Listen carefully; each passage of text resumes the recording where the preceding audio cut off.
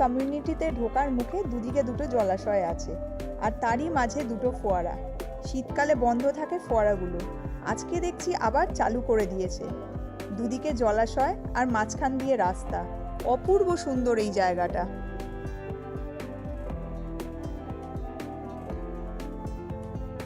দূরে ওই যে পাহাড়টা দেখছো, কিছুদিন বাদে ওটাও একদম সবুজ হয়ে যাবে।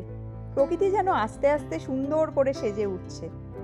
ওই যে দেখছো দূরে ওই দুটো গাছ, দেখো ফুলে ভরে গেছে। এখানে দেখো টিউলিপ গাছের চারাও বসিয়ে দিয়েছে। কিছুদিন বাদে এই জায়গাটা রং বেরঙের টিউলিপ ফুলে ভরে যাবে।